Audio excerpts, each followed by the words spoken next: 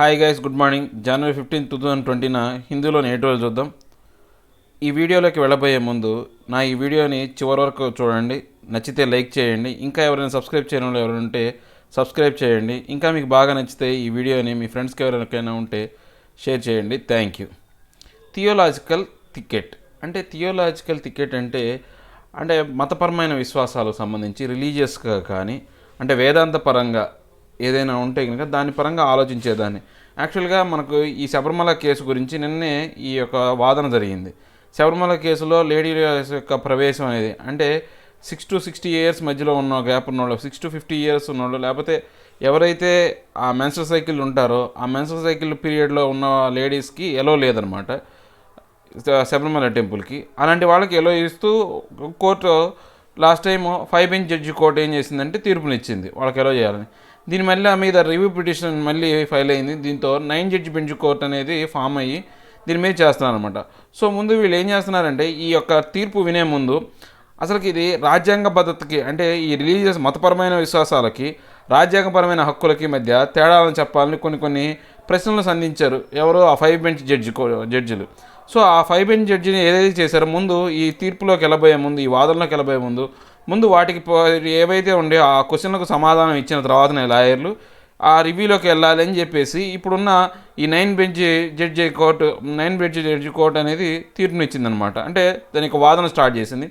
SC must mark limits of the religious freedom అంటే మతపరమైన అంటే స్వాతంత్రం కానీ మతపరమైన స్వేచ్ఛ గురించి కొన్ని లిమిట్స్ పెట్టాలి. ఎవరు సుప్రీంకోర్టు అనేది ఈ మతపరమైన స్వాతంత్ర్యం గురించి కొన్ని లిమిట్స్ పెట్టాలా. ఆ లిమిట్స్ ఎలా ఉండాలా? Against which legality of practice can be tested. దాంతోపాటు ఎలా ఉండాలా? ఆ యొక్క వాళ్ళు ఏదైతే విధానాలు ఆచరిస్తున్నారో ఆ ఆచారాలు కూడా చట్టబద్ధమై ఉండాలా. అవి కూడా టెస్ట్ చేయబడాలా, అవి కూడా పరీక్షించాలా. చట్టబద్ధత ఉందా లేదా వాళ్ళు చేసే వాటికి. ఇప్పుడు కొన్ని చోట్ల ఏంటంటే ఆ పార్సిల్లో ఏం చేస్తారంటే ఆ లేడీస్ ఎవరైతే ఉంటారో వాళ్ళ యొక్క ఆ యూట్రస్ ఏరియా అనేది కోసేస్తారు. అంటే వాళ్ళు అటు ఫైర్ టెంపుల్లోకి వెళ్ళాలి అంటే లేడీస్ వెళ్ళాలి అంటే ఆ లేడీ యొక్క అవుటర్ సెక్సువల్ పార్ట్ని కోసేస్తారు. అలాంటి అనేవి వాటికి లీగాలిటీ లేదు. అంటే వాటి చట్టబద్ధత లేదు. దీంట్లో ఏంటంటే వివక్షత కనబడుతుంది. సో అలాంటి వాటిని టెస్ట్ చేయాలి అని చెప్పే ఆర్టికల్ అండి ఇది. ఒకసారి దీంట్లోకి వెళ్ళబోయే ముందు ఈరోజు అందరూ డిఫికల్టీ వర్డ్స్ ఎక్కువగా ఏం లేవండి, చాలా తక్కువగానే ఉన్నాయి. దీంట్లోకి వెళ్ళబోయే ముందు దీంట్లోని డిఫికల్టీ వర్డ్స్ ఒకసారి చూద్దాం మనం. థియోలాజికల్ రిలీజియస్ వేదాంత ధోరణి, థికెట్ caps చిట్టడివి, authoritarian commanding అధికారపూర్వక, prudent wise వివేకము, ట్రీటైజ్ థీసిస్ గ్రంథము, కర్బ్ హోల్డ్ బ్యాక్ తక్షణమే అదుపు, ఎమినెంట్ ఎమర్జీ కలిగి పుట్టు. ఇవన్నీ దీంట్లో ఉన్న డిఫికల్టీ వర్డ్స్. ఈ డిఫికల్టీ వర్డ్స్ నేను కింద పీడిఎఫ్ రూపంలో ఇస్తానండి. మీరు ఒకసారి డౌన్లోడ్ చేసి మీరు ఒకసారి చెక్ చేసుకుంటే కనుక మీకు ఈజీగా ఉంటుంది. ఇక ఆర్టికల్లోకి వెళితే కనుక the opening here before A 9 judge supreme court bench constituted to give an authoritative pronouncement on the nature of the religious freedom under the Constitution has revealed the conceptual confusion over the reference made to it. అంటే ఇప్పుడు ఈ యొక్క ఏదైతే ఈ 9 judge bench court ఏదైతే ఉందో ఆ సుప్రీంకోర్టుకు సంబంధించిన ఈ 9 మంది జడ్జిలతో కూడిన ఈ బెంచ్ ఏదైతే ఉందో ఒకసారి వాళ్ళ యొక్క అధికారాన్ని గురించి చెప్పిందనమాట. అంటే వాళ్ళు చేయబోయే పని గురించి. అంటే ముందు దీని గురించి ఎక్స్ప్లెయిన్ చేసే ముందు, దీని గురించి తీర్పు వినే ముందు అంటే వాదనలు వినే ముందు అసలు రిలీజియస్ ఫ్రీడమ్ అంటే ఏంది, మతపరమైన స్వేచ్ఛ ఎలా ఉంటుంది, ఏది కాన్స్టిట్యూషన్ పరంగా రాజ్యాంగ పరంగా ఎలా ఉంటుంది, తర్వాత వాళ్ళు ఏం చెప్పారు అంటే దాంట్లో ఉన్న కన్ఫ్యూజన్ ఏదైతే ఉందో అంటే రాజ్యాంగపరమైన మత స్వేచ్ఛలో ఉన్న కన్ఫ్యూజన్ని ముందు వాళ్ళు కరెక్ట్గా క్లియర్ చేయాలనుకున్నారు. The bench heard by the Chief Justice of India S.A. Bobde has asked lawyers to reframe the issues or added to them following the submission that the questions framed by a bench of the 5 judges were to be bored. ఈ 9 judge బెంచ్కి head ఎవరంటే S A Bobde, మన chief justice of India S A Bobde అనమాట. ఆయన వాళ్ళందరికీ లాయర్స్కి ఒక target ఇచ్చాడు, ఒక ఫ్రేమ్వర్క్ ఇచ్చాడు. ఏంటి అంటే ఏం చేయాలని చెప్పాడు, ఇంతకుముందు ఎవరైతే ఆ 5 జడ్జీల యొక్క బెంచ్ ఏదైతే ఉందో వాళ్ళు కొన్ని ప్రశ్నలు సంధించారు. దానికి సరైన సమాధానాలు మీరు చెప్పిన తర్వాతనే దీని మీద వాదనని చెప్పాలి. వాళ్ళు ఏదైతే క్వశ్చన్ రైజ్ చేశారో ఆ క్వశ్చన్స్కి ఆన్సర్ చేసిన తర్వాతనే ఈ లాయర్లు అనేవాళ్ళు నెక్స్ట్ యొక్క ఏదైతే ప్రొసీడింగ్స్ ఉన్నాయో వాళ్ళ ప్రొసీడింగ్స్లోకి వెళ్ళాలి అని చెప్పాడనమాట. Further the CJA has clarified that the court will not be decided the petitioner seeking a review of the verdict in the Sabarimala temple case. అంతవరకు కూడా వీళ్ళు ఎటువంటి రివ్యూ పిటిషన్ కానీ వాళ్ళు ఏది డిసైడ్ చేయరు అనమాట. దానికి సంబంధించింది శబరిమల తీర్పు సంబంధించిన దేని గురించి వీళ్ళు అసలు డిసైడ్ చేయరు. Instead it would limit itself to larger questions such as the interplay between the freedom of religious and the other fundamental rights and the extent to the which count can probe whether the particular practice is essential to the religion or not. అంటే ఇప్పుడు మనం కనుక చూసుకుంటే ఇక్కడ ముందు ఈ questions ఏవైతే ఉన్నాయో ఈ పెద్ద పెద్ద క్వశ్చన్స్ కొన్ని ఉన్నాయన్నమాట. అంటే ఈ ఫ్రీడమ్, రిలీజియస్ ఫ్రీడమ్కి తర్వాత ఫండమెంటల్ రైట్స్కి మధ్య ఏదైతే ఆ సంబంధం ఏదైతే ఉందో ఆ దాని గురించి, తర్వాత ఆ ఏదైతే వాళ్ళు ఆచరిస్తున్నారో ఆ ఆచరిస్తున్న ఆ విధానం ఏదైతే ఉందో ఆ మతపరమైన విశ్వాసం కానీ విధానం కానీ అది కరెక్ట్గా ఆ రిలీజియన్ మతానికి ఉపయోగపడేదైనా, అసలు ఖచ్చితంగా వాళ్ళు ఆచరించే విధానం అనేది ఆ మతానికి ఆ రిలీజియన్కి అవసరమా కాదా అనే క్వశ్చన్ వాటికి ముందు ఆన్సర్లు చెప్పాలి. At the same time he has said we will decide questions of the law on women's entry into the mosque temples, genital mutilation among the Dawoodi Bohras, entry of the Parsi women who marry outside the community into the fire temple. అంటే ఇప్పుడు మనం కనుక చూసుకుంటే కనుక రకరకాల మత విశ్వాసాలు అనేవి ఉన్నాయి. ఇక్కడ ఏమేమి ఉన్నాయంటే ఇప్పుడు ఆడవాళ్ళ యొక్క ప్రవేశం మాస్కుల్లో కానీ కొన్ని టెంపుల్స్లో కానీ ఆడవాళ్ళ ప్రవేశం అనేది నిషిద్ధం అనమాట. తర్వాత కొంతమంది కొన్ని ఫైర్ టెంపుల్స్ లాంటి దావిడి బ్రాహ్మిన్స్ బొహారాస్ అనే దాంట్లో కనుక చూసుకుంటే కనుక వాళ్ళకి జెనెటికల్ ముటేషన్, అంటే వాళ్ళ యొక్క జెనెటికల్ అంటే ఆ సెక్సువల్ ఆర్గాన్ ఏదైతే ఉందో దాన్ని కట్ చేయాలి, ముటేషన్ వాళ్ళు తీసివేయాలి. తీసేసిన తర్వాతనే ఆ ఫైర్ టెంపుల్లోకి కానీ ఏమైనా ఎంట్రీ ఉంటుంది. లేదా పార్సీ ఉమెన్ వేరే క్యాస్ట్ వాళ్ళని కనుక పెళ్లి చేసుకుంటే ఆ ఫైర్ టెంపుల్లోకి ఎలో అనేది ఉండదు. ఇలాంటి అనేవి ఆ మతవిశ్వాసాల్లో ఉన్నాయా, ఆ రిలీజియన్ ఆ మతపరమైన అంశాలలో ఉన్నాయా లేవా అనేది ముందు చెప్పాలి. We will not decide the individual facts of each case. అంటే వాళ్ళు ఏం చెప్పారు, మేము ఇండివిజువల్ ఫ్యాక్ట్స్ని చూసుకోం. అంటే ప్రతి కేసుకి ఏదో ఒక ఇండివిజువల్ కారణం ఉంటుంది. ఆ ఇండివిజువల్ కారణం చూసుకోం, దాని యొక్క చట్టబద్ధత ఉందా లేదా అని దాని మీద ఆలోచిస్తామని చెప్పారు. It would be prudent if this approach means that the bench would set out the limits of the freedom of the religion against which such practices can be tested and their legality determined. అంటే ఇప్పుడు ఇక్కడ ఏంటంటే వీళ్ళు చాలా తెలివిగా ఏం చేస్తున్నారంటే ఈ అంటే ఆ బెంచ్ని ఏం చేస్తుందంటే దీనికి సంబంధించిన లిమిట్స్, ఫ్రీడమ్ ఆఫ్ రిలీజియన్కి సంబంధించిన లిమిట్స్ని, దాంతోపాటు ఆ ప్రాక్టీస్ అంటే ఆ లీగాలిటీ అది అనేది కరెక్ట్గా ఉందా లేదా, అది కరెక్ట్గా చెప్పబడిందా లేదా అని దాని గురించి వీళ్ళు జాగ్రత్తగా ఆలోచిస్తున్నారు. However it would be unwise if the examination of every discriminatory practice becomes a fresh treatise on article 25 and 26 instead of being subject to a simple test whether the particular practice is protected by the freedom of religion or can be curbed on the grounds of the public order, morality and health. అంటే ఇప్పుడు మనం కనుక చూసుకుంటే కనుక ఇది అంత తెలివైన విషయం కాదు. అంటే ప్రతి అంశాన్ని ఎగ్జామిన్ చేసి దాంట్లో డిస్క్రిమినేటరీ ప్రాక్టీస్ అనేది అంటే మన వివక్ష చూపించే విధంగా ఏమన్నా ఉందా అనేది చెప్పడం అనేది ఆర్టికల్ 25-26 ప్రకారం ఉన్నప్పటికీ, అంటే ఆర్టికల్ 25-26 ప్రకారం వీళ్ళు టెస్ట్ చేసినప్పటికీ దాంట్లో ఇప్పుడు వాళ్ళ ఆ ప్రాక్టీస్ చేశారనుకోండి, అది కనుక ఆ ఫ్రీడమ్ ఆఫ్ రిలీజియన్ని ప్రొటెక్ట్ చేసే విధంగా ఉందా లేదా, అంటే ఆ మతపరమైన స్వేచ్ఛను వాళ్ళు కాపాడుకునే విధంగానో, లేకపోతే ఆ మతానికి సంబంధించిన పబ్లిక్ ఆర్డర్ కానీ, లేకపోతే మొరాలిటీ ఇష్యూస్ కనుక, మొరాలిటీ గ్రౌండ్స్ కనుక, హెల్త్ పాయింట్ ఆఫ్ వ్యూలో వాళ్ళు ఆ మత యొక్క ఆచారాన్ని పాటిస్తున్నారు అంటే అప్పుడు ఏమవుతుంది, కోర్టు కూడా దానికి అనుకూలంగా తీర్పు ఇవ్వాల్సిన పొజిషన్కి వచ్చేస్తుంది అనమాట. అందువల్ల ఇది అంత తెలివైన విషయం ఏం కాదు, అంటే తెలివైన విధానం ఏం కాదని చెప్తున్నారు. A single flow in the reference is that it did not emanate from benches before which these matters were pending. అంటే ఇదంతా కూడా చాలా కాలం నుంచి ఇలాంటి విషయాలు అనేవి ఈ కోర్టులో చాలా పెండింగ్లో ఉన్నాయి. ఇలాంటి విషయాలు వీటికి సంబంధించినవి normally such issues are refer to a large bench only if the court is faced with apparently contradictory precedents or feels that the settled law requires considerations. అంటే ఇప్పుడు మామూలుగా మనం ఏం చూసుకుంటే కనుక ఇలాంటి లార్జ్ బెంచ్లన్నీ కూడా ఇవేం చేస్తాయంటే ఈ కోర్టుని ఫేస్ చేసేటప్పుడు ఇలాంటి ఎన్నో విషయాల పరిగణనలో తీసుకొని దాన్ని తీసుకున్న తర్వాత వాటికి సరైన లీగాలిటీ ఉందా, అంటే న్యాయానికి సరిపోయే విధంగా వ్యవహరిస్తున్నాయా లేదా అనేది కన్సిడరేషన్ మీద వీటి మీద తీర్పులు చెప్తారు. A five judge bench while hearing the Sabarimala review petition had referred a set of questions to a larger bench. అంటే ఇప్పుడు ఈ 5 జడ్జిల యొక్క బెంచ్ ఏదైతే ఉందో వాళ్ళు చాలా క్వశ్చన్స్ అనేవి ఈ లార్జ్ బెంచ్ అనే దానికి వదిలేశారు, వాళ్ళు రిఫర్ చేశారనమాట. వాళ్ళ యొక్క రివ్యూ పిటిషన్లో ఏం చేశారంటే వాళ్ళు చాలా క్వశ్చన్స్ అనే వాటిని ఈ లార్జ్ బెంచ్కి ఇచ్చారనమాట, larger bench. But 2 dissenting judges had pointed out that it was up to benches before which such cases come up to decide whether they should go by existing precedent or refer the matter to a larger bench for fresh considerations.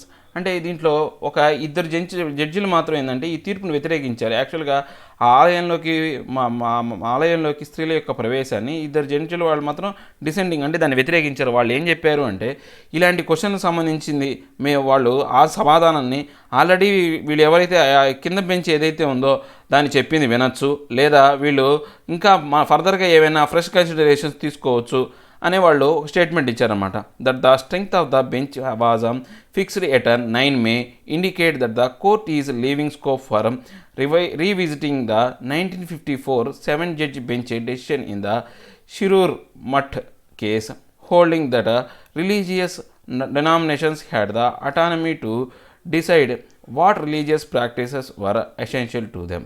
అంటే ఇప్పుడు మనం కనుక చూసుకుంటే ఇప్పుడు దీనికి మన ఏ బెంచ్ని constitute చేశారు, 9 judge బెంచ్ని constitute చేశారు. అంటే 9 మంది జడ్జిలని ఏర్పరిచారు. దీన్ని బట్టి మనకి ఏ సంకేతాలు తెలుపుతున్నాయంటే 1954లో 7-judge బెంచ్ అనేది ఇలాంటిది షిరూర్ మట్ కేసులో ఒక 7 మంది జడ్జిలను ఒక బెంచ్ని తయారు చేశారనమాట. అంటే దానిలో ఉన్న తీర్పును కూడా మాడిఫై చేయడం కోసమే ఇంత పెద్ద 9-bench జడ్జిని అనేదాన్ని తయారు చేశారనమాట. 9-judge బెంచ్ని తయారు చేశారు. సో హోల్డింగ్ అంటే వాళ్ళు దాని ప్రకారం ఆ యొక్క తీర్పు ప్రకారం ఏంటంటే religious denomination had autonomy to decide what the religious practice were essential to them. అంటే అప్పుడు ఏం చెప్పారు అంటే ఆ మతపరమైన డినామినేషన్స్ ఏవైతే అంశాలు ఉంటాయో వాటికే చివరి యొక్క ఫైనల్ అటానమీ అంటే చివరి యొక్క పరమ ఆదేశం కానీ లేకపోతే చివరి యొక్క ఫైనల్ డెసిషన్ తీసుకునే అధికారం ఉంటుంది.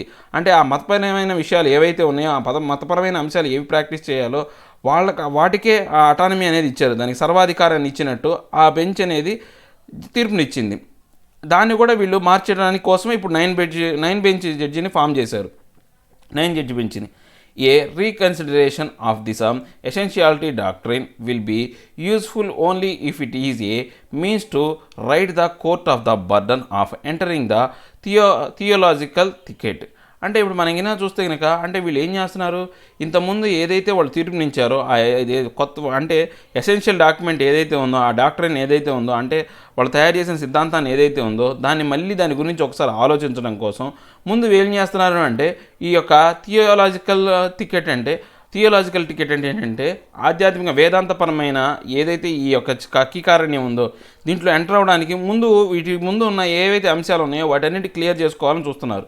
However, even without revisiting the judgment, courts have often given a verdict that protect individual rights and uphold the quality and dignity over regressive religious practices.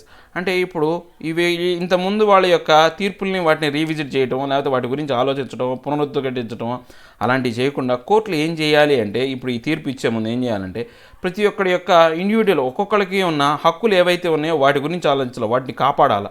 And uphold the quality of dignity అంటే దాంతోపాటు ఏం చేయాలా వాళ్ళ యొక్క డిగ్నిటీకి అంటే వాళ్ళ యొక్క గౌరవాన్ని కాపాడే విధంగా ప్రొటెక్ట్ చేసే విధంగా వాటిని పెంచే విధంగా ఉండాలి. ఓవర్ రిగ్రెసివ్ రిలీజియస్ ప్రాక్టీసెస్ అంటే మనం కొన్ని రిగ్రెసివ్ అంటే భయంకరమైన అంశాలను మనం చూస్తుంటాం. రిలీజియస్ ప్రాక్టీస్లో మతపరమైన విశ్వాసాలు మనం నిన్న ఆర్టికల్లో చూసాము. కర్ణాటకలో ఒక ఏరియాలో బ్రాహ్మణులు తినంగా మిగిలిపోయిన ఏదైతే అన్నం కానీ ఏదైతే ఉందో దాన్ని ఆ ప్రసాదం రూపంలో వాళ్ళు నెక్స్ట్ SC/ST క్యాస్ట్ వాళ్ళు తింటాం అనేది ఎంత భయంకరమైన ప్రాక్టీస్. ఇలాంటి ప్రాక్టీసుల్ని చేయాలి అంటే ఆపేయాలంటే వాళ్ళ యొక్క డిగ్నిటీని కూడా దృష్టిలో పెట్టుకొని ఈ కోర్టులు అనేవి తీర్పునివ్వాలని నేను చెప్తున్నారు. Next inflation shocker. ఇప్పుడు మనం కనుక చూసుకుంటే మనకు ఇన్ఫ్లేషన్ అనేది బాగా ద్రవ్యోల్బణం అనేది బాగా ఎక్కువ స్థాయిలో ఉంది. ఇప్పుడు మనం కనుక చూసుకుంటే గత కొన్నాళ్ళుగా ప్రైసెస్ అనేవి అన్నీ హైక్ అవుతున్నాయి. ప్రతి ఒక్కటి ఉల్లిపాయల దగ్గర నుంచి ఆ ఉల్లిపాయలు అనేది మెయిన్ టార్గెట్ అయిపోయింది. దానివల్ల ఈ ఫుడ్ ఇన్ఫ్లేషన్ అనేది బాగా పెరిగిపోయింది అనమాట. ఈ ద్రవ్యోల్బణం అనేది పెరిగిపోవడం వల్ల అంటే ప్రతి ఒక్క రేటు పెరిగిపోయింది. With growth sagging and prices are rising the economy is entering a difficult phases. అంటే ఇప్పుడు ఈ గ్రోత్ అనేది అంటే ఈ గ్రోత్ అనేది తగ్గిపోయింది. దాని యొక్క ఎదుగుదల అనేది సరిగా లేదు, దాని యొక్క బలహీనత పడిపోయింది. దాంతోపాటు ప్రైసెస్ అనేవి ఒక్కసారిగా పెరగటం వల్ల ది ఎకానమీ ఈజ్ ఎంటరింగ్ ఏంటి డిఫికల్ట్ ఫేజ్, అంటే ఒక గడ్డు కాలంలోకి ఈ ఆర్థిక విధానం అనేది ప్రవేశించింది. ఇప్పుడున్న పరిస్థితుల్లో ఈ ఎదుగుదల అనేది సరిగ్గా లేదు, గ్రోత్ అనేది సరిగ్గా లేదు, ప్రైసెస్ రైజ్ అవడం వల్ల ఏమవుతుందంటే ఈ ఎకానమీ అనేది ఒక గడ్డు కాలంలోకి ప్రవేశించింది అని చెప్తున్నారు. దీంట్లోకి వెళ్ళబోయే ముందు దీంట్లో ఉన్న డిఫికల్టీ వర్డ్స్ చూద్దాం. ఆస్ట్రానామికల్, సెలెస్టియల్ ఖగోళ సంబంధ, క్వీర్ స్పాయిల్ డ్యామేజ్ హాని, సాగింగ్ కుంగిపోయిన డిక్లైనింగ్, తర్వాత డిలాబరేషన్ థాట్ థింకింగ్ ఆలోచన.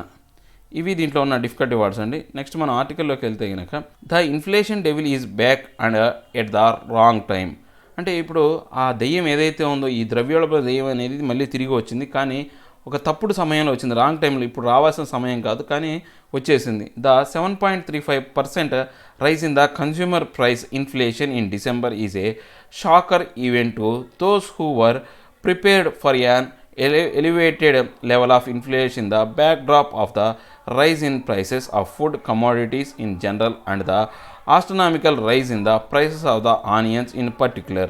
అంటే ఇప్పుడు ఈ డిసెంబర్లో మనం ఏమైనా చూసుకుంటే 7.35 రైజ్ అనేది ఒక్కసారిగా అందరినీ షాక్ కలిగించేదన్నమాట. అంటే ఇన్ఫ్లేషన్ వల్ల రేట్లు పెరుగుతాయని అందరూ రెడీగా ఉన్నప్పటికీ వాళ్ళ అంచనాలను కూడా తారుమారు చేసే విధంగా ఈ ప్రైసెస్ అనేవి పెరిగిపోయినాయి.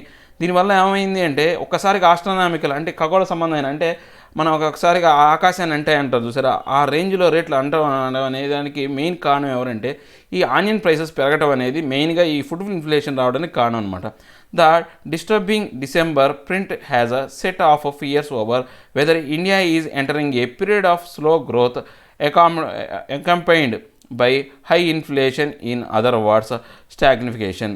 అంటే ఇప్పుడు మనం కనుక చూసుకుంటే భారతదేశం అనేది రాబోయే కాలంలో ఒక గడ్డు కాలంలో ప్రవేశిస్తుంది అనమాట.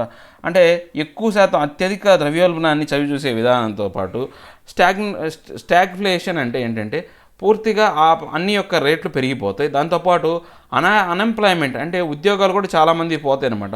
అన్ఎంప్లాయ్మెంట్ అంటే రేట్లు పెరిగిపోతాయి, కొందామంటే ఎవరి దగ్గర ఉద్యోగాలు ఉండవు. దీనివల్ల ఏమవుతుంది, పూర్తిగా అసలుకు ఎవరు ఏమి ఆఫర్ చేయలేరు, అంటే ఈ యొక్క కొనుగోళ్ళు అమ్మకాలు అనేవి పూర్తిగా పడిపోతాయి అనమాట. దానివల్ల ఏమవుతుందంటే ఆర్థికంగా పూర్తిగా అందరూ చితికిపోతారు. Such fears have to be weighed against a few facts. ఇవన్నీ కూడా దేన్ని బట్టి చెప్పొచ్చు అంటే మనకు కనపడుతున్న కొన్ని అంశాలను బట్టి, రియల్ ఫ్యాక్ట్స్ గురించి బట్టి ఈ ఫియర్స్ అన్నిటి కూడా మనకు అర్థమవుతుంది. First, the headline inflation number is driven mainly by food inflation at a 14.12%. It was 10.01% in November and -2.65 in December in 2018. అసలు యాక్చువల్గా దీని గురించి ఫస్ట్ చెప్పుకోవాలంటే మన ఈ ఫుడ్ ఇన్ఫ్లేషన్ హెడ్లైన్స్లో ఏం చెప్పుకోవాలంటే ఫుడ్ ఇన్ఫ్లేషన్ అనేది 14.12%కి వెళ్ళిపోయింది అనమాట. యాక్చువల్గా ఇది 10.01% లాస్ట్ ఇయర్ నవంబర్లోను, తర్వాత -2.65% డిసెంబర్లో 2018లో ఉందన్నమాట.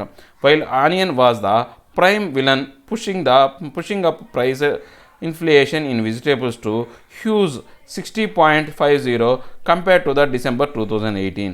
అంటే ఇప్పుడు మనం కనుక చూసుకుంటే ఈ ఫుడ్ ఇన్ఫ్లేషన్ ఇంత రేట్లు పెరగడానికి మొట్టమొదటి కారకుడు విలన్ ఎవరు అంటే ఆనియన్స్ అనమాట. ఆనియన్ రేట్లు పెరగడం వల్ల ఏమైందంటే ఈ ఫుడ్ ఇన్ఫ్లేషన్ అనేది ఒక్కసారిగా 60.50% అనేది పెరిగిపోయింది. ఒకప్పుడు మనకు 12%, 13% ఫుడ్ ఇన్ఫ్లేషన్ అంటేనే అమ్మో అనుకునేవాళ్ళం. కానీ దీనివల్ల ఇప్పుడు ఫుడ్ ఇన్ఫ్లేషన్ ఏమైంది 60.50%కి వెళ్ళిపోయింది అనమాట. అది డిసెంబర్తో కంపేర్ చేసుకుంటే prices of other food items such as meat and fish up 6.57%, milk up 4.22%, eggs up 0.79%, and some pulses were also on the upswing. అంటే ఇప్పుడు మనం ఏమైనా చూసుకుంటే ఈ ఫుడ్ ప్రైసెస్లో ఈ ఆనియన్స్తో పాటు ఇంకా వేటిని నేను చెప్పొచ్చు అంటే మీట్ కానీ ఫిష్ కానీ వాటి యొక్క రేట్ 9.57% అనేది పెరిగిపోయింది. తర్వాత మిల్క్ వచ్చేసి 4.22% అనేది పెరిగిపోయింది. ఎగ్స్ కూడా 8.79% అనేది పెరిగిపోయింది. దాంతోపాటు కొన్ని చిరుధాన్యాలు అనేవి కూడా వాటి యొక్క రేట్లు అనేవి పెరిగిపోయినాయి అనమాట. These are a largely seasonal rise in prices and are driven mainly by supply side factors, and the prices will reverse once the supply shortfall is addressed. అంటే ఇప్పుడు ఇవన్నీ కూడా చూసుకుంటే మనకు సీజనల్గా ఇంత రేట్లు అనేవి కొంత పెరుగుతూ వస్తూ ఉంటాయి. ఎప్పుడైనా సరే ఒకే రేటు ఉండదు. సీజనల్గా ఒక రేటు పెరుగుతుంది, ఇంకా తగ్గదనమాట. ఎందుకని కాస్ట్ ఆఫ్ లివింగ్ అనేది పెరిగిపోతూ ఉంటుంది కాబట్టి సీజనల్గా పెరిగే రేట్లే. సో ఇవన్నీ కూడా సీజనల్గానే పెరిగినాయి. కానీ ఇప్పుడు కనుక ఈ సప్లై సైడ్ కనుక ఏదైనా ఇబ్బంది తలెత్తే, అంటే ఇప్పుడు ఎక్కువగా ఇలాంటి సీజనల్ రేట్స్ అనేవి ఎందుకు పెరుగుతాయి అంటే సప్లై సైడ్ ఉన్న ప్రాబ్లమ్స్ బట్టి పెరుగుతాయి. ఒకవేళ సప్లై సైడ్ కనుక ఏమైనా ఎఫెక్ట్ వచ్చింది అనుకోండి, ఈ ఒక్కసారిగా ఈ రేట్లన్నీ రివర్స్ అయిపోతాయి. ఇప్పుడు ఆనియన్ ప్రైస్ ఎలా పెరిగిపోయినా ఒక్కసారి అలా పెరిగిపోతాయి అవుతాయి అనమాట. An analysis by State Bank of India's research team shows that minus the increase in prices of onions, potatoes, ginger, headline CPI inflation would be just 4.48%. అంటే ఇప్పుడు మనం కనుక ఒక state bank of India research చేసిన దాని ప్రకారం చూసుకుంటే minus increase కనుక ఉంటే, అంటే తక్కువ మొత్తంలో తక్కువ మైనస్ ఇంక్రీజ్ అనేది కనుక ఉంటే కనుక ఈ ఆనియన్స్ కానీ పొటాటోస్ కానీ జింజర్ కానీ ఇవన్నీ కూడా తక్కువ శాతం అంటే వాటి యొక్క ఎదుగుదల అనేది మైనస్లో కనుక ఉంటే కనుక తర్వాత కన్జ్యూమర్ ప్రైస్ ఇండెక్స్లో ఇన్ఫ్లేషన్లో ఏమవుతుందంటే జస్ట్ 4.48% ఉంటుందన్నమాట. Second, core inflation which is the one that should be of concern has only inched up marginally from 3.5% in November to 3.7% in December. అంటే ఇప్పుడు మన కోర్ ఇన్ఫ్లేషన్ అంటే కోర్ అంశాలు కొన్ని ఉండే కోర్ సెక్టర్. ఇప్పుడు మన ఫుడ్ అనేవి ఏమవుతుందంటే అవి మన డైలీ కావాల్సిన కమోడిటీస్. కోర్ అంటే ఏంటి, నిత్యావసరాలు కాకుండా కొన్ని అప్పుడప్పుడు అకేషనల్గా వాడే ఉంటాయి. వాటి రేట్లు మాత్రం 3.5% నుంచి 3.7%కి ఒక్క 2%, 0.2% మాత్రమే పెరిగింది నవంబర్ డిసెంబర్లో చూసుకుంటే. That said, it would be worrisome indeed if the core inflation were to shoot up or if the food inflation does not cool down in the next couple of months. ఇప్పుడు మనం ఇంకా బాధపడాల్సింది ఏంటంటే రాబోయే కాలంలో ఇప్పుడు ఈ కోర్ సెక్టర్ అనేది 0.2% అనేది ఎదుగుదల ఉంది. ఒకవేళ రాబోయే కాలంలో ఈ 0.2% కాకుండా ఇది ఇంకా పెరిగింది అనుకోండి ఈ కోర్ సెక్టర్, తర్వాత ఈ ఫుడ్ ఇన్ఫ్లేషన్ అనేది ఇంకా తగ్గకుండా, అంటే ఇప్పుడు ఎంతైతే ఉందో ఆ ఫుడ్ ఇన్ఫ్లేషన్ అనేది తగ్గకుండా అలానే ఉందనుకోండి, రాబోయే కాలంలో ఇంకా గడ్డుకోలే పరిస్థితులు వస్తాయి. Also the effects of the increase in telecom tariffs, rail tickets and the fuel prices need to be closely watched. అంటే ఇప్పుడు మనం ఏమైనా చూసుకుంటే రాబోయే కాలంలో ఈ యొక్క టెలిఫోన్ టారిఫ్లు ఇప్పుడు ఆల్రెడీ మనకు ఈ సెల్ ఫోన్ ఖర్చులు కానీ టెలికామ్ టారిఫ్లు అన్నీ పెరిగిపోయినాయి. రైల్ టికెట్లు పెరగచ్చు, లేదా ఫ్యూయల్ ప్రైసెస్ ఇవన్నీ కూడా పెరిగే అవకాశాలు ఉన్నాయన్నమాట. వీటన్నింటినీ కూడా చాలా దగ్గరగా వీటి గురించి ఆలోచిస్తున్నారు, వీటిని పరిశీలిస్తున్నారు. The sharp jump in the CPI అంటే consumer price index has queered the pitch for the Reserve Bank of India's monetary policy review in February. అంటే ఇప్పుడు మనం కనుక చూసుకుంటే ఒకసారిగా ఈ పెరిగిన ఈ కన్జ్యూమర్ ప్రైస్ ఇండెక్స్ని పెరిగిన జంప్ అనే దాన్ని ఈ రిజర్వ్ బ్యాంక్ ఆఫ్ ఇండియా అనేది చాలా జాగ్రత్తగా దాన్ని వాచ్ చేస్తూనే ఉందన్నమాట ఈ ఫిబ్రవరికి సంబంధించి.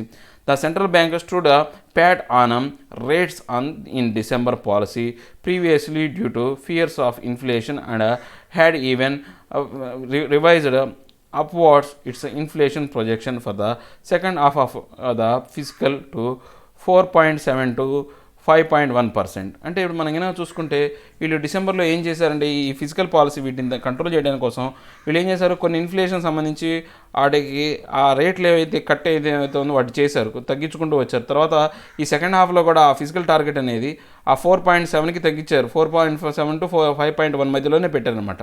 The December print is way above the Monetary Policy Committee MPC mandated limit to 6%, 4+2%, which means that a rate cut is pretty much of the table for now.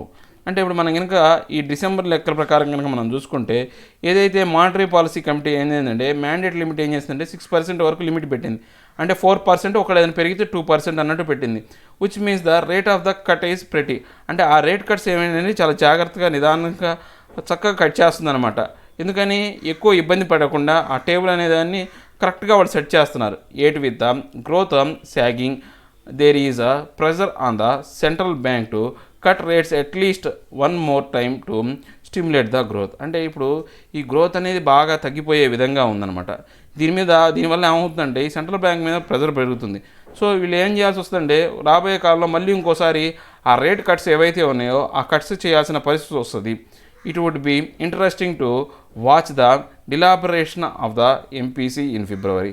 అంటే ఇప్పుడు మనం కనుక చూస్తే కనుక ఏదైతే జరుగుతుందో దాన్ని మనం ఇంకా వాచ్ చేస్తే ఇంకా ఇంట్రెస్టింగ్ ఏంటంటే ఈ ఫిబ్రవరిలో ఏం జరగబోతుంది అనేది, అంటే మానిటరీ పాలసీ కమిటీ ఏం చేయబోతుంది అనేది అందరూ ఇంట్రెస్ట్గా ఫీల్ అవుతున్నారు ఏం చేయబోతున్నారు. While the market may be prepared to accept a standstill policy for now any change in the RBI stands from the accommodative to natural may not go down well.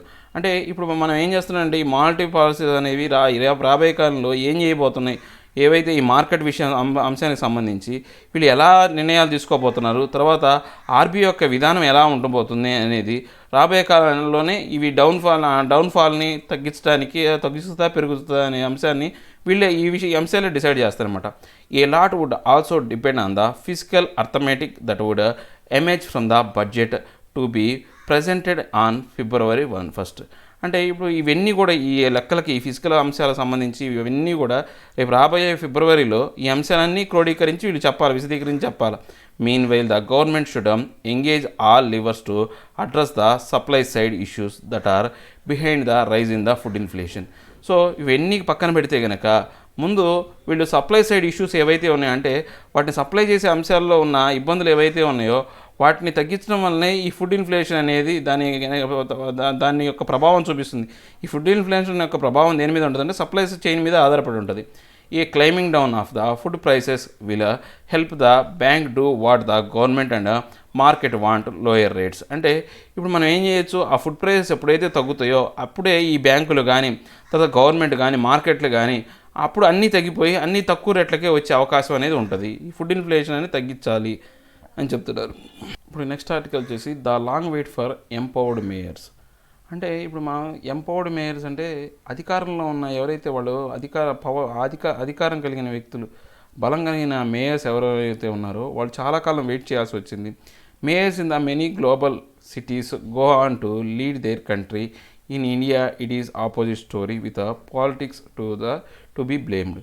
అంటే ఎవరైతే అధికారంగా అంటే అత్యంత శక్తివంతమైన వాళ్ళు ఎవరైతే ఉన్నారో వాళ్ళే కంట్రోల్ చేస్తూ వస్తున్నారు. కానీ మన భారతదేశంలోకి వచ్చేసరికి అలాంటి విధానం లేదు. ఇప్పుడు మన యునైటెడ్ స్టేట్స్ చూసుకుంటే కనుక అక్కడ సెనేట్ అనే వాళ్ళు ఉంటారు, అక్కడ మేయర్స్ వాళ్ళందరూ సెనేట్ వాళ్ళకి సంబంధించిన వాళ్ళు ఉంటారు. ఇట్లా అలానే చూసుకుంటే కనుక ఇప్పుడు మన ఢిల్లీలో అరవింద్ కేజ్రీవాల్ అనే అతను ముఖ్యమంత్రి. అతను ఏమవుతున్నాడు, నెక్స్ట్ రేపు రాబోయే కాలంలో కూడా ఆయన ముఖ్యమంత్రి అయ్యే అవకాశాలు ఉన్నాయన్నమాట. కానీ ఇలాంటి సిచ్యువేషన్లో వాళ్ళు గవర్నమెంట్ని ఛాలెంజ్ చేసే విధంగా లేకపోతే గవర్నమెంట్ని ప్రభావితం చేసే విధంగా ఏమీ లేకుండా పోయారు అని చెప్పే ఆర్టికల్ అండి. సింపుల్ వర్డింగ్లో ఉంది, ఒకసారి మీరు చదవండి, అర్థమవుతుంది. మనం నెక్స్ట్ దాన్ని చూద్దాం. Chalk and cheese in private versus government schools. అంటే ఇప్పుడు మనం ఈ చాక్ అండ్ చీజ్ అంటే ఏంటంటే దాంట్లో అంటే మంచి చెడులు ఏవైతే ఉన్నాయో ఈ ప్రైవేట్ స్కూళ్ళలో గవర్నమెంట్ స్కూళ్ళకి మధ్య ఆ డిఫరెన్సెస్ కానీ మంచి చెడుల గురించి చెప్పే ఆర్టికల్ అండి. The annual status of education report findings make a clear case for strengthening the early childhood education centres. అంటే మనం కనుక ప్రతి సంవత్సరం ఉండే ఏదైతే ఆ యొక్క లెక్కలు ఏవైతే ఉన్నాయో ఎడ్యుకేషన్ రిపోర్ట్ సంబంధించిన ఆ లెక్కలు ఏమేమి చెప్తున్నాయంటే వాటికి పూర్తిగా ఏం చెప్తున్నాయంటే ఏదైతే తక్కువ స్థాయిలో ఉన్న అంటే ప్రైమరీ స్థాయిలో ఉన్న విద్యా విధానాన్ని, చైల్డ్హుడ్లో ఉన్న విద్యా విధానాన్ని బలోపేతం చేయాలి. బలోపేతం చేసినప్పుడు మాత్రమే ఈ ఎడ్యుకేషన్ అనేది అభివృద్ధి చెందుతుంది. ఈ ఎడ్యుకేషన్ సెంటర్లో ఆ చైల్డ్హుడ్కి ఎవరైతే ఉన్నారో అంటే ప్రాథమిక స్థాయిలో వాళ్ళకి అందించే విద్య అనేది చాలా బలంగా ఉండాలని చెప్పే ఆర్టికల్. దీంట్లో పెద్ద డిఫికల్టీ వర్డ్స్ ఏమేమండి. సో మనం ఒకేసారి డైరెక్ట్గా ఆర్టికల్లోకి వెళ్తే కనుక one of the big debate in early childhood education is on children's school readiness and whether early childhood education provides them with the requisite skills to cope with the school curriculum. అంటే ఇప్పుడు మనం కనుక ఇప్పుడు ఎక్కువగా పెద్ద స్థాయిలో చర్చలు ఏం జరుగుతున్నాయి అంటే ఇప్పుడు ఎర్లీ స్కూల్ ఎడ్యుకేషన్ అనేది చైల్డ్హుడ్ వాళ్ళకి మనం ఇచ్చే స్కూల్ అంటే వాళ్ళకి రెడీనెస్ ఎప్పుడు వాళ్ళు తయారవుతారు, స్కూల్కి వెళ్ళడానికి ఎప్పుడు వాళ్ళు సంసిద్ధులు అవుతారు. తర్వాత ఆ ఎర్లీ చైల్డ్హుడ్లో ఇచ్చే వాళ్ళకి ఎడ్యుకేషన్ అనేది కరెక్ట్గా అంటే ఏవైతే వాళ్ళకి కావాల్సిన స్కిల్స్ కానీ నైపుణ్యాలు వాళ్ళకి అందుతున్నాయా లేదా, ఆ స్కూల్ యొక్క కరిక్యులం ప్రకారం అంటే వాళ్ళకి ఇచ్చిన మనం ఏదైతే సిలబస్ ఏదైతే ఉంటుందో వాళ్ళ యొక్క ఆ ప్రణాళిక ప్రకారం వాళ్ళు రీచ్ అవుతున్నారా లేదని ఎక్కువ డిస్కషన్ జరుగుతున్నాయి. ఏ vast literature exist on the importance of the certain cognitive abilities that are supposed to be developed during the years children spend in a preschool so that they are ready when they enter school in grade 1. అంటే ఇప్పుడు మనకి చూసుకుంటే ఇలాంటి అంశాలన్నింటినీ దృష్టిలో పెట్టుకొని వాళ్ళ యొక్క డెవలప్మెంట్ని కానీ వాళ్ళ యొక్క ఎదుగుదలను అవన్నీ దృష్టిలో పెట్టుకొని వాళ్ళ పిల్లలు అనేవాళ్ళు స్కూల్లోకి ఎంటర్ అవ్వడానికి రెడీగా ఉన్నారనే అంశాలని మనం చర్చించాలి. Home and other factors. అంటే ఇప్పుడు మనం ఎప్పుడైనా సరే చైల్డ్హుడ్లోనే బాగా మంచి విద్యా విధానం అందాలి అంటే రకరకాల అంశాలు అనేవి ప్రభావితం అయి ఉంటాయి. ఎందుకని వాళ్ళు చిన్న వయసులో వాళ్ళకి ఏమీ తెలియదు కాబట్టి వాళ్ళని గైడ్ చేసేవాళ్ళు ఉండాలి. వాళ్ళ యొక్క విద్యా విధానం కానీ వాళ్ళ యొక్క ఆర్థిక స్తోమత అనేది ఇవన్నీ కూడా ఆధారపడి ఉంటాయి. ఇవన్నీ ఈ విద్యా విధానం ఆర్థిక వ్యవస్థ అనేది ఎక్కడ ఉంటుందంటే హోమ్ నుంచే ఉంటుంది. In terms of what children learn in school one of the big debate is whether children in private schools perform better than those in government schools. అంటే ఇప్పుడు మనం కనుక చూసుకుంటే ఈ పిల్లల విషయానికి వస్తే కనుక చూసుకుంటే ఇంకా పెద్ద చర్చనీయాంశం ఏంటి అంటే చిల్డ్రన్స్ ఎవరైతే ప్రైవేట్ స్కూల్లో ఉన్న పిల్లలు గవర్నమెంట్ స్కూల్లో ఉన్న పిల్లల కన్నా బాగా చదువుతున్నారు అనే అంశాన్ని గురించి ఎక్కువగా చర్చ జరుగుతుంది. In the Indian context the consensus seems to be that a large portion of the differences in the learning levels of the childhood enrolled in private school and government school can be attributed to home factors. అంటే ఇప్పుడు మనం కనుక చూసుకుంటే కనుక ఈ అంశాలు అంటే ఎక్కువగా మనకు ఈ ప్రైవేట్ స్కూళ్ళకి గవర్నమెంట్ స్కూళ్ళకి మధ్య ఈ వైవిధ్యం అంటే ఇంత డిఫరెన్స్ రావడానికి కారణం ఏంటంటే వాళ్ళ యొక్క హోమ్ ఫ్యాక్టర్స్, వాళ్ళ యొక్క ఇంటికి సంబంధించిన అంశాల వల్లనే ఈ డిఫరెన్స్ అనేది వస్తుందన్నమాట. And while the private schools effect remains positive even after taking into a account the child's home environment, learning outcomes in the private schools are now are never grade competency. అంటే ఇప్పుడు మనం కనుక చూసుకుంటే ఏమవుతుందంటే ఈ private స్కూళ్ళలో కనుక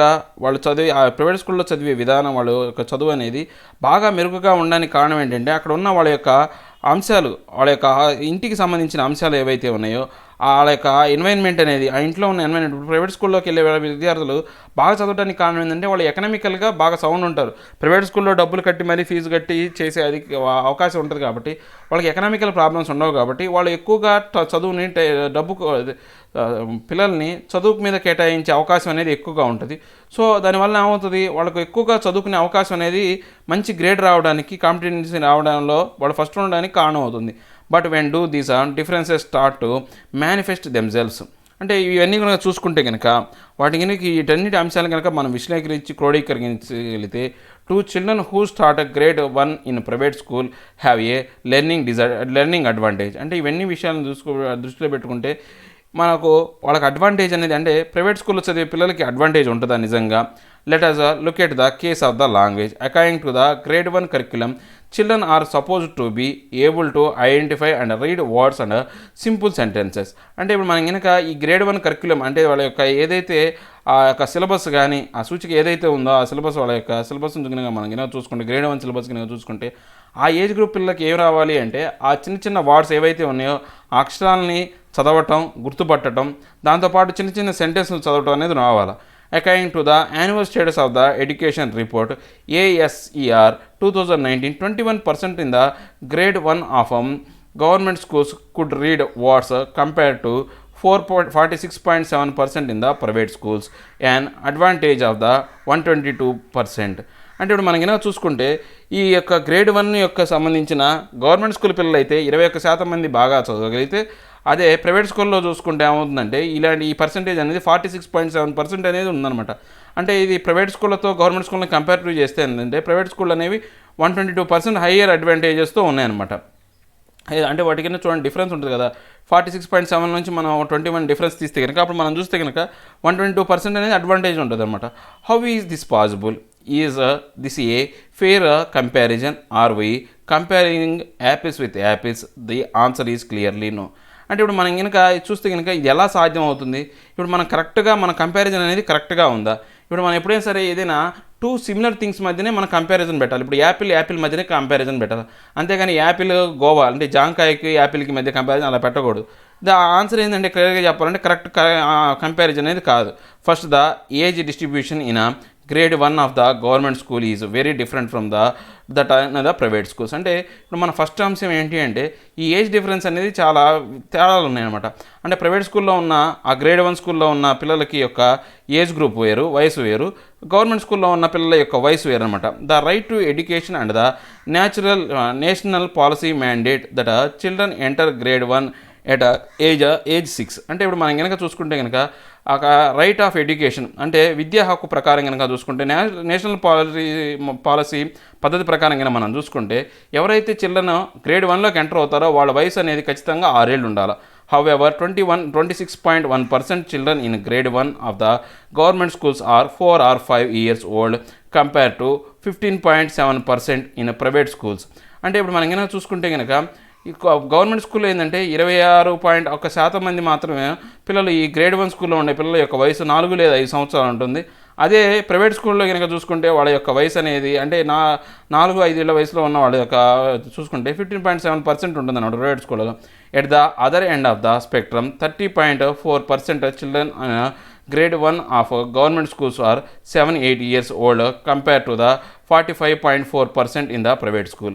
అంటే ఇంకా మనం చూసుకుంటే ఈ గ్రేడ్ 1 సంబంధించిన వయసు ఉన్న పిల్లలు 7-8 ఏళ్ల వయసు ఉన్న వయసు పిల్లలు ప్రైవేట్ స్కూల్లో అయితేనేమో 45.4% ఉంటే గవర్నమెంట్ స్కూల్లోనేమో 30.4% ఉన్నారనమాట గవర్నమెంట్ స్కూల్లో.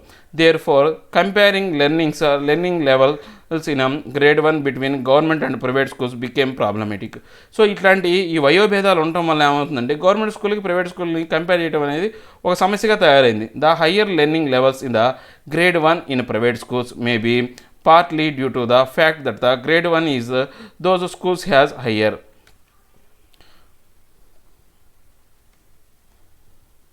higher proportion of older children. అంటే మనం ఇప్పుడు కంపారిటివ్గా చూసుకుంటే ఏమవుతుందంటే ఇప్పుడు ప్రైవేట్ స్కూళ్ళలో ఏంటంటే ఏజ్ గ్రూప్ ఎక్కువ ఉన్న వాళ్ళ ప్రపోర్షనాలిటీ అనేది ఎక్కువగా ఉంది. దానికి గవర్నమెంట్ స్కూల్లో ఏముంది వాళ్ళ యొక్క వయోభేదం అనేది చాలా తక్కువ, చిన్న వయసు వాళ్ళు ఎక్కువ మంది ఉన్నారనమాట.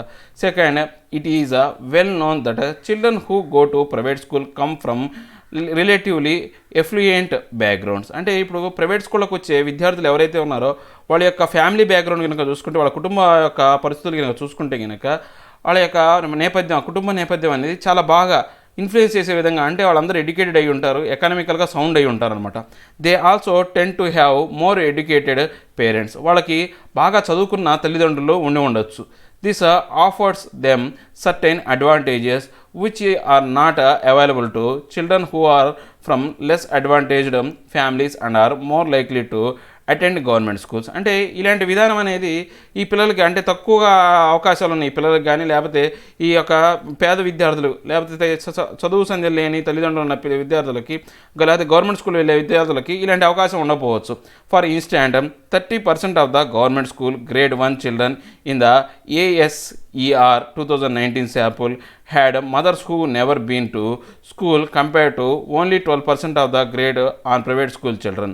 అంటే ఇప్పుడు మనం కనుక చూసుకుంటే కనుక 2019 ఈ ASER లెక్కల ప్రకారం చూసుకుంటే గవర్నమెంట్ స్కూళ్ళకి వెళ్ళే అంటే గ్రేడ్ 1 స్కూల్ వయసులో వెళ్ళే విద్యార్థుల యొక్క తల్లులు 30% మంది అసలు చదువు అనేది తెలియదు వాళ్ళకు. అదే ప్రైవేట్ స్కూల్లో చూసుకుంటే కనుక ఓన్లీ 12% మందికి మాత్రమే 12% మంది పిల్లల యొక్క తల్లులు మాత్రమే ఏమి చదువుకోలేదని చెప్తున్నారు. For the 27.3% of the grade 1 children in private school had private tutors compare to 19.5% in the government school. దీంతోపాటు ఇప్పుడు మనం కనుక చూసుకుంటే 27.3% ఈ ప్రైవేట్ స్కూల్ పిల్లలు ఎవరైతే ఉన్నారో వాళ్ళకి మళ్ళీ ప్రైవేట్ ట్యూటర్స్ కూడా ఉంటున్నారంట.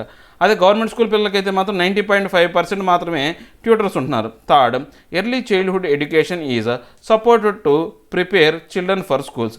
అంటే ఈ యొక్క ఎర్లీ చైల్డ్హుడ్ ఎడ్యుకేషన్ అనేది అంటే ప్రీ స్కూల్స్ అంటే స్టార్ట్ అయ్యేటప్పుడు మనకు ఇప్పుడు ఫస్ట్ క్లాస్ నుంచి మనకు విద్యా విధానం అనుకోండి, ఇప్పుడు ఎల్కేజీ, నర్సరీ, ఎల్కేజీ, యూకేజీ అనేవి అవి ప్రీ స్కూల్స్ కిందకి వస్తాయి అన్నమాట. ఇవన్నీ దేనికి ఉపయోగపడతాయంటే వాళ్ళ యొక్క స్కూల్ విధానాన్ని అంటే వాళ్ళ స్కూల్ వయసును స్టార్ట్ అవ్వడానికి, వాళ్ళ యొక్క పాఠశాలకు వెళ్ళే విధానం కోసం ఈ ప్రీ స్కూల్ అనేది ఉంటుంది. Children are supposed to be exposed to activities that build their cognitive abilities and early literacy and numeracy skills. అంటే దీని ప్రకారం ఏంటంటే వాళ్ళ యొక్క నైపుణ్యాన్ని పెంచుకోవడానికి, అంటే తొందరగా అక్షరాస్యతను పెంచుకోవడానికి, తర్వాత వాళ్ళ యొక్క నెంబర్ స్కిల్స్ని పెంచుకోవడానికి ఇవి ఉపయోగపడతాయి అనమాట. For instant the national early childhood care and education curriculum framework talks about the developing skills related to the sequential thinking,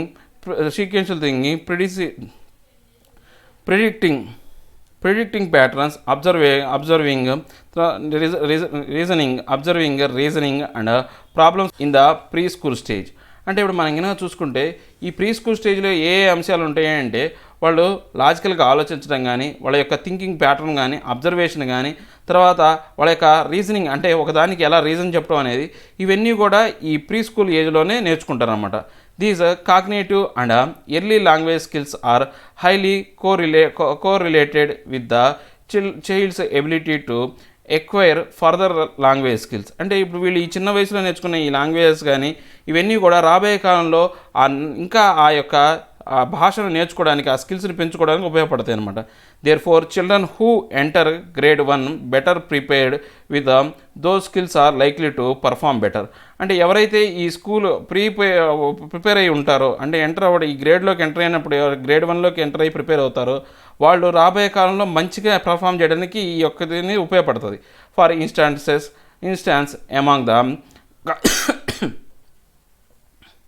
For instance, among the cognitive tasks administered in ASER 2019, seriation, pattern recognition and puzzle, only 23.8% children of grade 1 in government schools could be all three tasks compared to 43.1% in the private schools. అంటే ఇప్పుడు మనం ఇంకా సీరియేషన్ అంటే ఒక sequel ప్రకారం పెట్టడం, లేకపోతే pattern recognition, ఏదైనా ఒక అంశాన్ని గుర్తించడం కానీ, లేకపోతే పజిల్స్ని పూర్తి చేయడంలో ప్రైవేట్ స్కూల్లో సంబంధించిన వాళ్ళు అయితే 43.1% బాగా వాళ్ళ యొక్క నైపుణ్యాన్ని చూపితే, గవర్నమెంట్ స్కూల్లో మాత్రం 23.8% వాళ్ళు మాత్రమే వాళ్ళ యొక్క ఆ నైపుణ్యాన్ని చూపిస్తున్నారు అనమాట.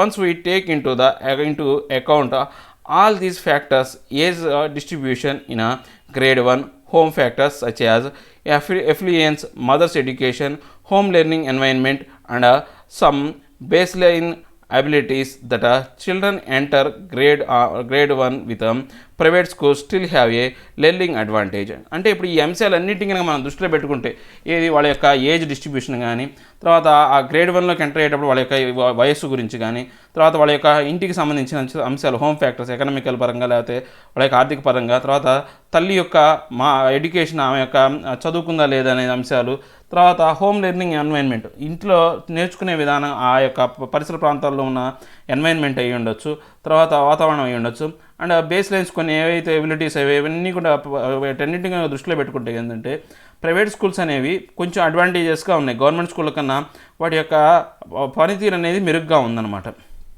Wear is this coming from? అసలు ఇది ఎక్కడి నుంచి వస్తుంది? Since we're talking about the grade 1, this difference cannot be attributed to an accumulated effort of better teaching practices in the private schools. అంటే ఇప్పుడు మనం కనుక ఇవన్నీ చూసుకుంటే కనుక ఇవన్నీ ఎక్కడి నుంచి వస్తున్నాయంటే, మనం ఈ డిఫరెన్స్ అనేది స్కూల్లో బట్టి ఏం లేదు, ఇవన్నీ ప్రైవేట్ స్కూల్ యొక్క టాలెంట్ అని చెప్పడానికి వీలు లేదు. ప్రీ స్కూల్స్ లెర్నింగ్, అసలు ప్రీ స్కూల్ లెర్నింగ్ ఎలా ఉందో చూద్దాం. What private preschools are doing is to start children on the school based curriculum in preschool itself. అంటే ఇప్పుడు మనం ప్రైవేట్ స్కూల్ ఏం చేస్తున్నాయి, ఈ స్కూల్ గురించి సంబంధించిన ఈ బేస్డ్ కరిక్యులం గురించి, వాటి యొక్క ఏంటి అంశాలు ఏంటి, వాళ్ళు ఏ నేర్పించాలనుకుంటున్నారు, ప్రైవేట్ స్కూల్సే వాళ్ళు ఒక కరిక్యులం తయారు చేసుకుంటాయి. In other words, the private schools keep some children longer and pre schools and exposes them to school like curriculum even before they have entered the schools. అంటే వాళ్ళు ఏం చేస్తున్నారు, ప్రైవేట్ స్కూల్ వాళ్ళు ఎక్కువసేపు వాళ్ళని అక్కడ ఎక్కువసేపు స్కూల్లో ఉండడానికి వాళ్ళని అలవాటు చేస్తున్నారు. తర్వాత వాళ్ళు ఏం చేస్తున్నారు, ఆ స్కూల్కి సంబంధించిన ఇంతకుముందు రాబోయే పెద్ద స్కూల్ అంటే ప్రీ స్కూల్ తర్వాత మెయిన్ స్కూల్కి వచ్చేటప్పుడు ఎలాంటి కరిక్యులం అయితే ఉందో అలాంటి కరిక్యులంని వాళ్ళు ముందే అలవాటు చేస్తున్నారు అనమాట. ఈ చిన్నపిల్లలకి వీళ్ళని అలవాటు చేసి ఆ స్కూల్కి అలవాటు చేస్తున్నారు. For instance, 14% children in Anganwadis could recognize letters or more compared to 52.9% in private schools. అంటే ఇప్పుడు మనం కనుక అంగన్వాడీలో చూసుకుంటే 14% పిల్లలు అనేవాళ్ళు ఆ లెటర్స్ని రికగ్నైజ్ చేయడం కానీ దానికన్నా ఇంకొంచెం ఎక్కువగా కానీ 14% ఉంటే, అదే ప్రైవేట్ స్కూళ్ళలో ఆ పర్సంటేజ్ కనుక చూసుకుంటే ఏంటంటే 52.9% అనేవాళ్ళు ప్రైవేట్ స్కూళ్ళలో ఎలానే సేమ్ ఈక్వల్గా అంటే రికగ్నైజ్ చేయడం అంతకన్నా ఎక్కువ చేసేవాళ్ళు 52.9% ఉన్నారనమాట. And 12.9% children in those private preschools were already reading words, something they are supposed to learn in grade 1 compared to 2.9% in the anganwadis. తర్వాత మనం చూసుకుంటే 12.9% అనేవాళ్ళు ప్రైవేట్ స్కూల్లో చదివే పిల్లలు ఏం చేస్తున్నారంటే వాళ్ళు కొన్ని పదాలను కూడా చదవడం అనేది వర్డ్స్ని కూడా చదువుతున్నారు, అంటే పదాలు కూడా చదువుతున్నారు అనమాట. ఏది వాళ్ళు గ్రేడ్ 1లో నేర్చుకున్న చదువు ప్రకారం వాళ్ళు కొన్ని పదాలు కూడా చదువుతున్నారు. అదే అంగన్వాడీలో అయితే ఓన్లీ వాళ్ళ యొక్క పర్సెంటేజ్ ఎంత ఉందంటే 2.9% ఉందన్నమాట. ఇట్ ఈజ్ నాట్ సర్ప్రైజింగ్, ఇది మనం ఆశ్చర్యపోవాల్సిన విషయం కాదు. Therefore, that children from the private preschools perform better in schools. అంటే దీన్ని బట్టి మనం ఏం చెప్పొచ్చు అంటే ప్రైవేట్ ప్రీ స్కూల్స్లో ఎవరైతే చదువుతున్నారో వాళ్ళే మంచి నైపుణ్యాన్ని చూపిస్తున్నారు. Finally, children in anganwadis do verse than private pre schools children on cognitive as well as early language tasks such as picture description. అంటే ఇప్పుడు మనం కనుక ఈ అంగన్వాడీ పిల్లలు కనుక చూసుకుంటే కనుక వాళ్ళు చాలా ఈ పిక్చర్ రికగ్నేషన్ కానీ లాంగ్వేజ్ సంబంధించిన అంశాల గురించి విషయాల్లో ఈ యొక్క బొమ్మలు గుర్తుపట్టే విషయంలో ఈ అంగన్వాడీ పిల్లలు చాలా వరస్ట్గా ఉన్నారనమాట. కానీ ప్రైవేట్ స్కూల్ పిల్లలు కొంచెం బెటర్గానే ఉన్నారు, బాగానే ఉన్నారు. For instances, while 23.4% of the private preschool children could do all three cognitive tasks, only about half, 12% of the children in the Anganwadis could do them. అంటే మనం ప్రైవేట్ స్కూల్లో చూసుకుంటే 23.4% పిల్లలు ప్రైవేట్ స్కూల్లో పిల్లలు ఏవైతే ఈ 3 టాస్క్లు ఏవైతే ఉన్నాయో అక్షరాలను గుర్తుపట్టడం, తర్వాత ఆ అక్షరాలని రికగ్నైజ్ చేయటం, వాటిని చదవటం, తర్వాత ఆ వర్డ్స్ని ఏవైతే ఉన్నాయో ఆ చదవటం అనే అంశాల్లో 23.4% మంది ప్రైవేట్ స్కూల్ పిల్లలు ఉంటే, మన యొక్క అంగన్వాడీలో కనుక చూసుకుంటే దాంట్లో సగమైన 12% చిల్డ్రన్ మాత్రమే చదవగలుగుతున్నారు. India has a huge investment in its early childhood programme administered through 1.2 million Anganwadis under the integrated child development service schemes. అంటే మనం ఇంకా భారతదేశం కనుక చూసుకుంటే ఈ ప్రీ చైల్డ్ అంగన్వాడీకి సంబంధించి చాలా ఎక్కువ మొత్తంలో ఖర్చు పెడుతుంది. భారతదేశం మొత్తంగా కూడా 1.2 మిలియన్ల అంగన్వాడీ స్కూల్స్ అనేవి ఉన్నాయి. వీటికి సంబంధించి చైల్డ్ డెవలప్మెంట్ కోసం ఇంత ఖర్చు చేస్తుంది. The findings of the ASER 2019 make a clear case for strengthening these early childhood education centres so that they implement appropriate school readiness activities. అంటే ఇప్పుడు మనం కనుక చూస్తే 2019 ASER యొక్క లెక్కల ప్రకారం చూసుకుంటే ఇది ఏం చేసి చెప్తుంది, ఆ చైల్డ్హుడ్ ఎడ్యుకేషన్ ఇంకా బలపరచాలని, ఆ పిల్లల్ని రెడీనెస్ అంటే ఆ స్కూల్కి రావడానికి ఎంతవరకు వాళ్ళు తయారై ఉన్నారనో యాక్టివిటీస్ గురించి ఇంకా చర్యలు తీసుకోవాల్సిన అంశం ఉంది. A case and also be made for streamlining the curriculum at the preschool stage so that all preschool focus on the activities that build cognitive and early literacy and numeracy skills. These will aid further learning. అంటే ఇప్పుడు వీళ్ళు ఏం చేయాలంటే ఈ pre స్కూల్కి సంబంధించింది ఆ curriculum ఏదైతే ఉందో అందరికీ అర్థమయ్యే విధంగా అందరికీ సమానమైన కరిక్యులం ఇస్తూ ఈ ప్రీ స్కూల్స్ని అంటే ఈ లెర్నింగ్ స్కిల్స్ని, లిటరసీని, నెంబర్ ఆఫ్ న్యూమరసీ స్కిల్స్ని వాళ్ళని పెంచుకుంటూ ఉండాలి. అవే రాబోయే కాలంలో వీళ్ళ యొక్క ఈ విద్యా విధానాన్ని అభివృద్ధి పరచడానికి ఉపయోగపడుతుంది అని చెప్తున్నారు. ఇవండి ఈరోజు నా 4 ఆర్టికల్స్. నా ఎక్స్ప్లెనేషన్ మీకు నచ్చినట్లయితే లైక్ చేయండి, షేర్ చేయండి, సబ్స్క్రైబ్ చేయడం మాత్రం మర్చిపోకండి. Thank you very much.